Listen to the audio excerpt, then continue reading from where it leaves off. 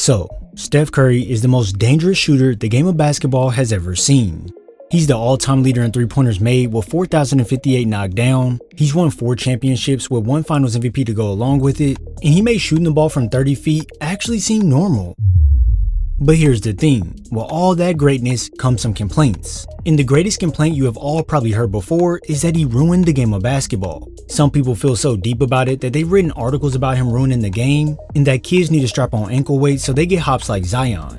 Now whether you agree or not, fans still argue that his three-point revolution killed the mid-range, turned gyms all across the world into chuck fest from deep, and pushed the league into more of a numbers-driven game where you need to take a three or take it to the basket to be efficient.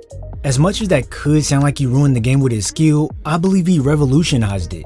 In each season, Curry became more dangerous for teams to guard, as he would not only tear them apart from deep, he would manipulate the game to his liking every time he touched the ball.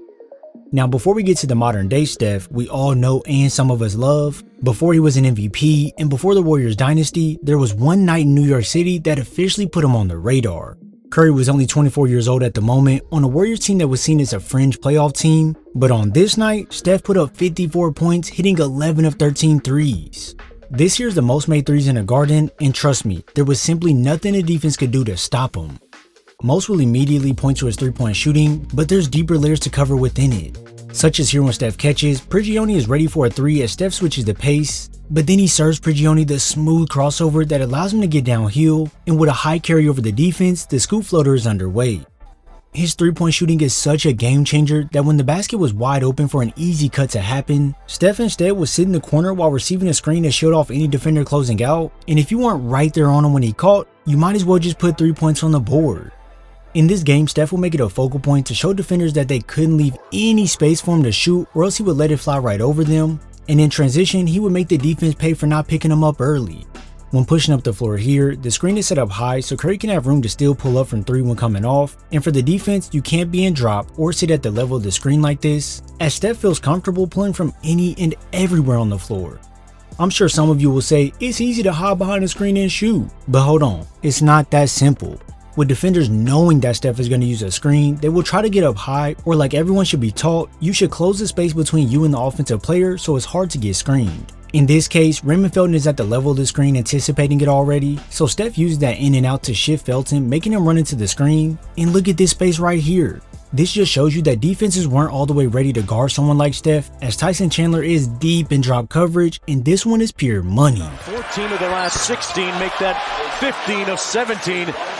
He's cooking with some hot grease right now. Soon enough, defenders will start to key in on Steph in transition and try to body up with him to take away that three-point shot, but this here's how you beat aggressive defenders by being elusive. Instead of trying to push to the basket and battle with everybody down low like the defense wants, Curry simply gets into the body of Shumpert to launch off into space, and now that mid-range jumper that Steph made useless is now useful.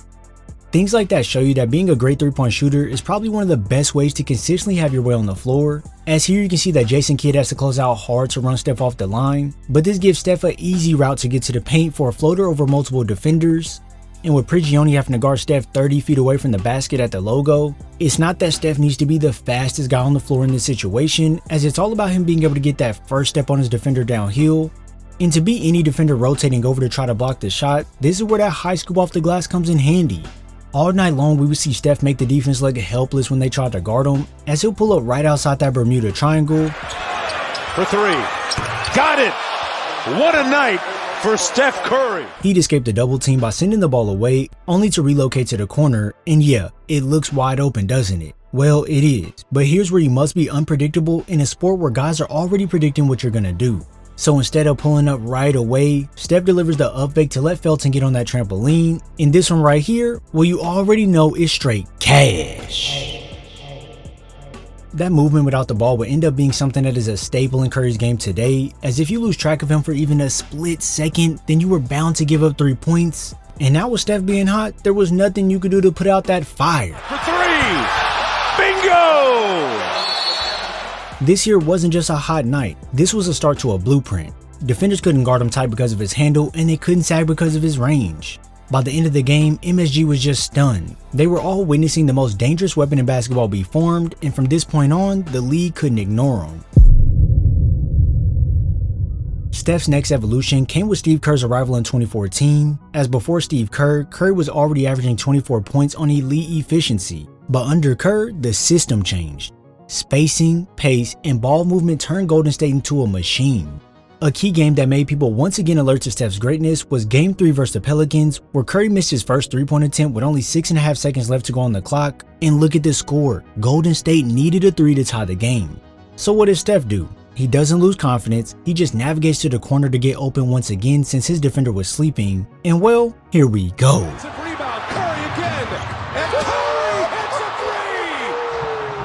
Yeah, that shot was crazy, and it wasn't the only time he used that movement without the ball to cook the defense. Early in the game, he would move from one side of the floor to the complete opposite side to rain a 3 over the contest. He would then come off this pin down set by Clay, and instead of coming off the screen further, he flares out instead, which makes it that much harder for the defender to close out for a contest. Here's another one, Curry. Nothing but the ball. At this time, it was dangerous to play around with Curry, as with confidence, he would snatch you back in transition to fire it. When you allowed a big to switch on to him, he would show you this isn't the brightest idea by cooking him with that mid-range shot that he so-called phased out the league. And you could honestly tell he was locked in when he used that tight handle to operate past the defender to then go sink this smooth up and under bucket. The ultimate result of all the ways Curry was dissecting that defense was Steph winning his first MVP in 2015 while leading the Warriors to 67 wins in their first championship. He shot 44% from 3 on nearly 8 attempts per game this season, and this was just a build-up to his elite skill we see now, as every season his danger level increased and so did the criticism.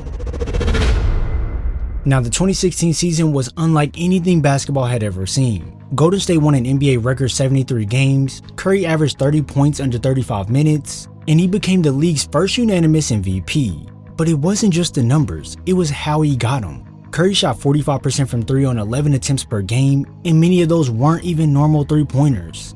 They were pull-ups from 30 feet, transition bombs, and shots taken before the defense could even set up. This here would set the league in a frenzy, and when he got the ball here with only 5.2 seconds left to go in regulation, this is when Steph proved to everyone that he was the babyface assassin. Decide not to use it. Curry, way downtown. Bang! Bang! Oh, what a shot from Curry! With 0.6 of a second remaining. Yeah, boy, a 37-foot butterball. And if you were watching this game, you knew something was bound to happen. Curry was using that handle to shake defenders before letting the cannon fire, crossing up KD with that behind the back to then cashing in right in his face. And just to show you he was in a zone of his own, he wasn't even worried about if someone was right in his grill. He just needed to get to the spot he wanted, and then it was bombs away. Curry from downtown. It's good! Curry from way downtown! It's one thing to normally catch and shoot threes, but it's a whole different ball game when you're tying together dribble moves to then delete defenders. Things like this lead to defenders biting hard on every move you serve, as they know you're a dangerous threat from anywhere, and as you can see, Cantor and Westbrook both bid on the jab step, allowing Curry to go back to the left to gain more space. And I mean, come on, this is way too open.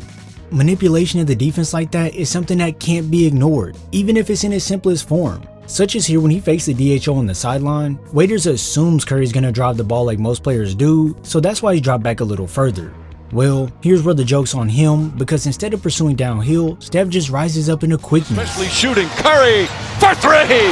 Stephen Curry from downtown! Not only was he creating at a high level off the dribble, the Warriors love to use Steph off ball as a screener as well, and it's for this exact reason. Defenders would help out for a split second, allowing their guy to get back, but this here's where a fatal mistake is made by Westbrook, as once you get even a step behind Curry, go ahead and kiss this one goodbye.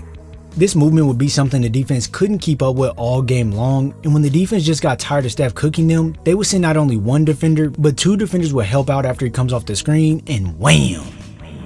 There goes a nice dump off for the slam inside. That single game right there summed up why critics said Curry was ruining the game, as after that huge 37-footer, kids everywhere tried to start pulling from 30 feet. The game at this point looked totally different from 10 years prior, and Curry was the reason why. But the truth is, he wasn't doing damage to the game itself, he was only doing damage to the guys who stood in front of him. After some time passed, Kevin Durant being there and then leaving, the Warriors dynasty seemed finished, but in the 2022 finals, Curry silenced everyone as he delivered the ultimate answer, another championship and his long-awaited finals MVP. Game 4 in Boston was truly the defining moment. Curry poured in 43 points while hitting dagger after dagger to swing the finals. Early in the game, he would push in transition to hit this step back over Al Horford, and this is when we all knew we were in for something special. Not much later, Steph will call for a screen from Wiggins to get Horford involved in the play again, and this does a couple of things. For one, it allows Curry to drive around Horford if he wanted to due to the speed advantage when coming off a screen, and two, he knows Horford will be ready to play the drive, so any move will make him react hard, and here comes a step back from 30 feet. This feel for the game and understanding how to use defender's position against himself is one of the most special parts of Curry's skill. Derek White on this possession ends up sliding over slightly when Steph uses that jab step, and it may seem small, but now that Derek White is tight on Curry and Steph is more low into his hip, he can easily blow by going baseline while shielding him off with that arm, and then when the help defense rotates over, Curry can show it with the left hand to get Williams in the air, and then bring it back to the right hand to float this high off the glass. This here is all just surgical, as Steph knew all the angles and small openings to defeat defenders. And you can see it on full display here when he comes off the screen. He knows not to stop and go for the three since Derek White is right on his tail, so he decides to curl right off it to attack right at Brown. With JB in bad guarding position when Steph is attacking, he ends up on his side while initiating contact, and instead of trying to continue to the basket, Curry gets right into a floater, and this one ends in an and one. Got some contact, layup, got it, and one! All of his skills that we've talked about came alive during this game and this finals run, making it hard for defenders to do anything to stop him, and I'm telling you, time and time again down the wire, he was knocking down shots that made you drop your jaw. Oh, Steph Curry from way downtown! So, did Steph Curry ruin basketball? Yes, if you think ruin means forcing the sport to evolve. But evolution simply isn't ruining the game. Steph Curry just opened the game up for smaller guards, he proved that vision, movement, and skill could dominate over size and strength, and he inspired a generation to think bigger, or in this case, deeper. Basketball hasn't been ruined, it has just been reborn behind the arc. If you enjoyed this video, be sure to drop a like, subscribe, and turn on post notifications so you're first to know when I upload.